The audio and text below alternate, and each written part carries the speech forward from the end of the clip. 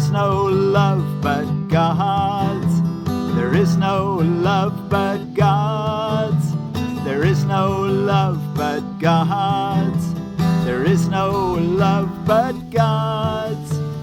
I bless you, brother, with the love of God, which I would share with you, which I would share with you. For I would learn the joyous lesson that there is no love but God's, and yours and mine and everyone's. There is no love but God's. There is no love but God's. There is no love but God's. There is no love but God's. I bless you, brother, with the love of God, which I would share with you, which I would share with you. For I would learn the joyous lesson that there is no love but God's, and yours and mine and everyone's. There is no love but God's. There is no love but God's. There is no love but God's. There is no love but God's. I bless you, brother, with the love of God, which I would share with you, which I would share with you. For I would learn the joyous lesson that there is no love but God's. There is no love but God's, and yours and mine and everyone's. There is no love but God's. There is no love but God's. There is no love but God's. There is no love but God's. There is no love but God's. Well, thank you all so much for joining me. I'm Forgiveness Willie, teaching forgiveness from the Ozarks. Here in front of my asparagus patch, there's an asparagus fern, and some sunchokes in the background. And we're ready for lesson 127 in A Course in Miracles. We're reading from the Foundation for Inner Peace version of A Course in Miracles for Thursday, May the 7th of 2026. There is no love but God's. Perhaps you think that different kinds of love are possible. Perhaps you think there is a kind of love for this, a kind for that, a way of loving one, another way of loving still another. Love is one. It has no separate parts and no degrees, no kinds nor levels, no divergencies and no distinctions. It is like itself, unchanged throughout. It never alters with a person or a circumstance. It is the heart of God and also of His Son. That's the heart of God and also the heart of you and me. Love. We're love beings. That's in our heart. Love's meaning is obscure to anyone who thinks that love can change. He does not see that changing love must be impossible, and thus he thinks that he can love at times and hate at other times. He also thinks that love can be bestowed on one and yet remain itself, although it is withheld from others. To believe these things of love is not to understand it. If it could make such distinctions, it would have to judge between the righteous and the sinner, and perceive the Son of God in separate parts. Love cannot judge. Yeah, the opposite of, if there is no opposite of love really, but the opposite of love from the world's way of thinking is judgment. Love cannot judge. As it is one itself, it looks on all as one. Its meaning lies in oneness, and it must elude the mind that thinks of it as partial or in part.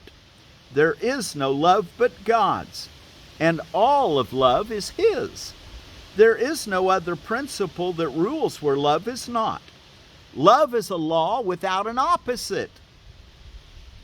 Its wholeness is the power holding everything as one, the link between the Father and the Son, which holds them both forever as the same.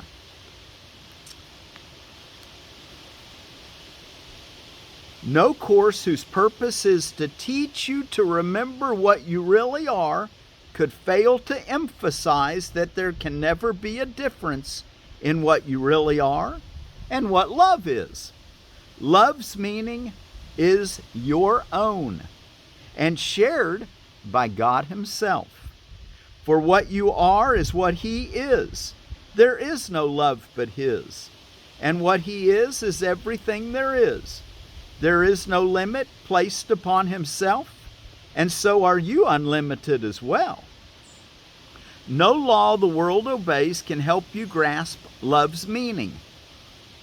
What the world believes was made to hide love's meaning and to keep it dark and secret. There is not one principle the world upholds, but violates the truth of what love is and what you are as well. Seek not within the world to find yourself. Love is not found in darkness and in death, yet it is perfectly apparent to the eyes that see and ears that hear love's voice. Today we practice making free your mind of all the laws you think you must obey, of all the limits under which you live, and all the changes that you think are part of human destiny. Today we take the largest single step this course requests in your advance toward its established goal. Wow, this is an important lesson then. There is no love but God's. Today we take the largest single step this course requests in your advance toward its established goal. If you achieve the faintest glimmering of what love means today, you have advanced in distance without measure and in time beyond the count of years to your release. Let us together then be glad to give some time to God today and understand there is no better use for time than this. For 15 minutes twice today, escape from every law in which you now believe. Open your mind and rest. The world that seems to hold you prisoner can be escaped by anyone who does not hold it dear. Withdraw all value you have placed upon its meager offerings and senseless gifts, and let the gift of God replace them all. Call to your Father, certain that His voice will answer. He Himself has promised this, and He Himself will place a spark of truth within your mind wherever you give up a false belief, a dark illusion of your own reality and what love means. He will shine through your idle thoughts today and help you understand the truth of love. In loving gentleness He will abide with you as you allow His voice to teach love's meaning to your clean and open mind, and He will bless the lesson with His love. Today, the legion of the future years of waiting for salvation disappears before the timelessness of what you learn. Let us give thanks today that we are spared a future like the past. Today we leave the past behind, never more to be remembered. And we raise our eyes upon a different present, where a future dawns unlike the past in every attribute. The world in infancy is newly born, and we will watch it grow in health and strength to shed its blessing upon all who come to learn to cast aside the world they thought was made in hate to be love's enemy. Now are they all made free along with us. Now are they all our brothers in God's love. We will remember them throughout the day because we cannot leave a part of us outside our love if we would know ourselves. Don't let anyone be outside your love. Everyone's part of you. At least 3 times today, at least 3 times an hour, think of one who makes the journey with you and who came to learn what you must learn, that we're all love beings. And as he comes to mind, give him this message from yourself: there is no love but God's. I bless you, brother, with the love of God, which I would share with you. For I would learn the joyous lesson that there is no love but God's, and yours, and mine, and everyone's. Okay, there's just so much there I would have loved to dig into, but time won't allow us today. Let's go take a look in the text. I might mention as you're turning there to look, you might read the introduction to the text again to understand a little bit about love having no opposites. Okay, let's look at Roman numeral 3 in chapter 14, Teaching for Truth. Roman numeral 3, the decision for guiltlessness. And as you're turning there, if you're reading through the original edition with me, read chapter 14, Roman numeral 6. If you're reading through the Bible with me, read Romans chapter 10. If you're going through the Hatha Yoga in Iyengar, read page 150 and 151. And out of A Course of Love, book 2, chapter 11, finish the chapter, which is page 272 and 273. The decision for guiltlessness. The happy learner cannot feel guilty about learning. This is so essential to learning that it should never be forgotten. The guiltless learner learns easily because his thoughts are free. Yet this entails the recognition that guilt is interference, not salvation, and serves no useful function at all. Perhaps you are accustomed to using guiltlessness merely to offset the pain of guilt, and do not look upon it as having value in itself. You believe that guilt and guiltlessness are both of value, each representing an escape from what the other does not offer you. You do not want either alone, for without both, you do not see yourself as whole and therefore happy. Yet you are whole only in your guiltlessness, and only in your guiltlessness can you be happy. There is no conflict here. To wish for guilt in any way, in any form, will lose appreciation of the value of your guiltlessness and push it from your sight. Paragraph 3. There is no compromise that you can make with guilt and escape the pain that only guiltlessness allays. Learning is living here, as creating is being in heaven. Whenever the pain of guilt seems to attract you, we'll include these next few sentences in our song at the end if we have time. Whenever the pain of guilt seems to attract you, remember that if you yield to it, you are deciding against your happiness and will not learn how to be happy. Say therefore to yourself gently, but with the conviction born of the love of God and of His Son, what I experience, I will make manifest. If I am guiltless, I have nothing to fear. I choose to testify to my acceptance of the atonement, not to its rejection. I would accept my guiltlessness by making it manifest and sharing it. Let me bring peace to God's Son from His Father. Paragraph 4. Each day, each hour and minute, even each second, you are deciding between the crucifixion and resurrection, between the ego and the Holy Spirit. The ego is the choice for guilt, the Holy Spirit the choice for guiltlessness. The power of decision is all that is yours. What you can decide between is fixed, because there are no alternatives except truth and illusion. And of course, illusion is nothing. The great nothingness. And there is no overlap between them because they are opposites which cannot be reconciled and cannot both be true. You are guilty or guiltless, bound or free, unhappy or happy. 5. The miracle teaches you that you have chosen guiltlessness, freedom, and joy. It is not a cause but an effect. So the miracle is an effect of you choosing guiltlessness, freedom, and joy. It is the natural result of choosing right, attesting to your happiness that comes from choosing to be free of guilt. Everyone you offer healing to returns it. Everyone you attack keeps it and cherishes it by holding it against you. Whether he does this or does it not will make no difference. You will think he does. Oh my. It is impossible to offer what you do not want without this penalty. The cost of giving is receiving. Either it is a penalty from which you suffer, or the happy purchase of a treasure to hold dear. 6. No penalty is ever asked of God's Son except by himself and of himself. Every chance given him to heal is another opportunity to replace darkness with light and fear with love.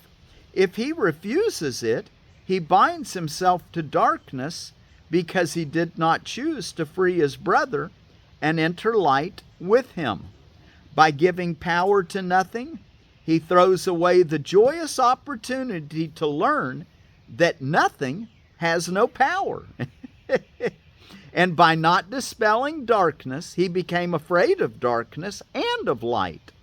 The joy of learning that darkness has no power over the Son of God is the happy lesson the Holy Spirit teaches and would have you teach with him. It is his joy to teach it, as it will be yours. 7. The way to teach this simple lesson is merely this: guiltlessness is invulnerability. Therefore, make your invulnerability manifest to everyone. Teach him that whatever he may try to do to you, your perfect freedom from the belief that you can be harmed shows him that he is guiltless. He can do nothing that can hurt you. And by refusing to allow him to think he can, you teach him that the atonement which you have accepted for yourself is also his. There is nothing to forgive. No one can hurt the Son of God. His guilt is wholly without cause, and being without cause cannot exist. 8. God is the only cause, and guilt is not of him. Teach no one he has hurt you, for if you do, you teach yourself that what is not of God has power over you. The causeless cannot be. Do not attest to it, and do not foster belief in it in any mind. Remember always that mind is one, and cause is one. You will learn communication with this oneness only when you learn to deny the causeless and accept the cause of God as yours. The power that God has given to his Son is his, and nothing else can his Son see or choose to look upon without imposing on himself the penalty of guilt in place of all the happy teaching the Holy Spirit would gladly offer him. 9. Whenever you choose to make decisions for yourself, you're thinking destructively, and the decision will be wrong. It will hurt you because of the concept of decision that led to it. It is not true that you can make decisions by yourself or for yourself alone. No thought of God's Son can be separate or isolated in its effects. Every decision is made for the whole sonship, directed in and out, and influencing a constellation larger than anything you ever dreamed of. And we'll end at this last paragraph, 10, which is about halfway through this section. Those who accept the atonement are invulnerable. But those who believe they are guilty will respond to guilt because they think it is salvation and will not refuse to see it and side with it. They believe that increasing guilt is self-protection. In other words, you're blaming them for hurting you, so you're going to now be defensive, which is not what we want to learn to do. They believe that increasing guilt is self-protection, and they will fail to understand the simple fact that what they do not want must hurt them. All this arises because they do not believe that what they want is good. Yet will was given them because it is holy and will bring to them all that they need, coming as naturally as peace that knows no limits. There is nothing their will fails to provide that offers them anything of value. Yet because they do not understand their will, the Holy Spirit quietly understands it for them and gives them what they want without effort, strain, or the impossible burden of deciding what they want and need alone. And I might just mention, that's why we want to take those quiet times so that the Holy Spirit can teach us what we don't know how to understand. Okay, let's see. What is our... okay, there is no love but God's. And we want to tell people today that I bless you, brother, with the love of God, which I would share for you. For I would learn the joyous lesson that there is no love but God's and yours and mine and everyone's. There's different. Okay, so let's go take a look at what's going on around the world today.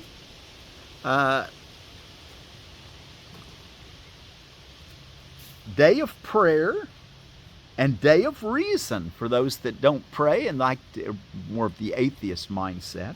Those that are really empirically minded, that are going to only believe what they see and they haven't yet seen the inner vision. So, day of reason and day of prayer. Out of holidays and observances, I also found it Make a Book Day, Paste Up Day, World Password Day, Barrier Awareness Day, Tourism Day, Cosmopolitan Day, Children's Mental Health Awareness Day.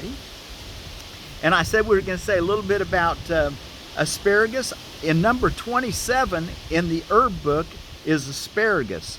And asparagus is its genera. So it's Asparagus officinalis is the species. This is a Mary Washington cultivar. I've just recently planted, you probably can't even see them, but I've got some little bitty small one. Here's a little small one right here. Just coming up this year. These are Jersey Giants. And the Jersey Giants are a male clone, and so they don't make seed. And so they're actually more productive. But I like the Mary. These will make seed. That one. There's one over here. Maybe you can see it behind me. That's actually got a few. I'm sitting right in front of it. Got a few seeds on it right there. Can you see that one? Anyway, you probably can't see that. But anyway, they're already starting to make seeds. You let them grow 2 or 3 years, and then you start harvesting them. So when they're young, you just let them grow. And so it says of the Asparagus officinale that it's the young shoots and the seeds are the medicinal parts. They're an aperient, a diaphoretic, and a diuretic, and good for gout and rheumatism. So if you've had problems with gout or rheumatism, make sure to include asparagus in your diet.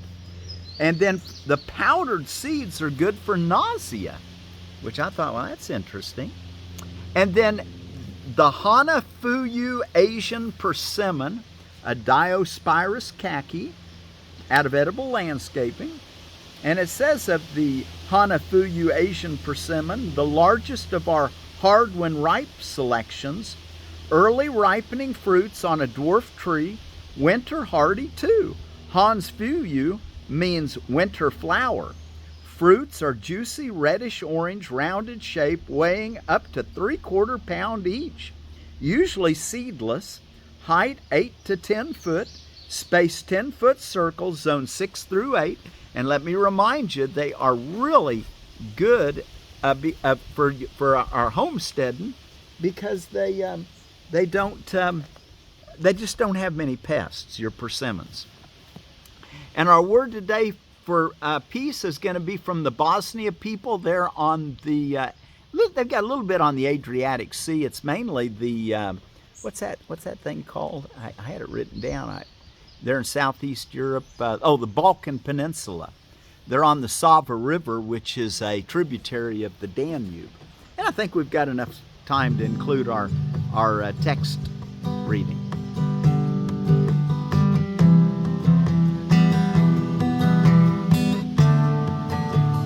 There is no love but God's. There is no love but God's. I bless you, brother, with the love of God, which I would share with you, which I would share with you. For I would learn the joyous lesson, that there is no love but God's, there is no love but God's, and yours and mine and everyone's. There is no love but God's, there is no love but God's.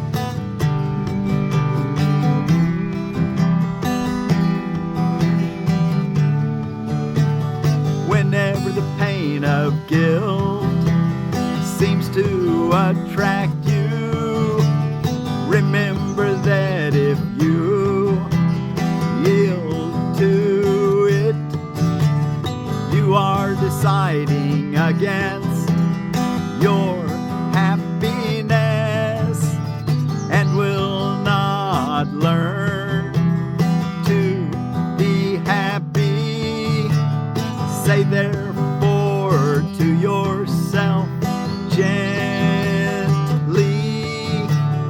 but with the conviction born of the love of God, born of the love of God and of His Son. What I experience I will make manifest. I am guiltless, I have nothing to fear. I choose to testify to my acceptance of the atonement, not to its rejection, not to its rejection.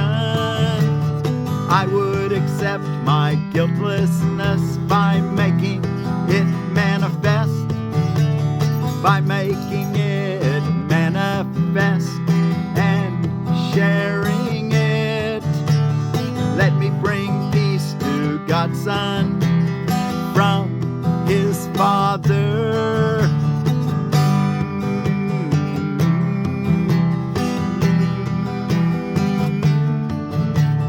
There is no love but God's, there is no love but God's. I bless you, brother, with the love of God, which I would share with you, which I would share with you. For I would learn the joyous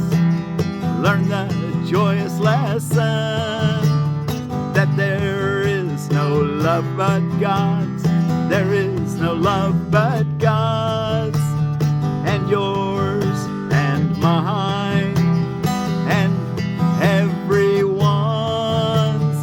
There is no love but God's, there is no love but God's.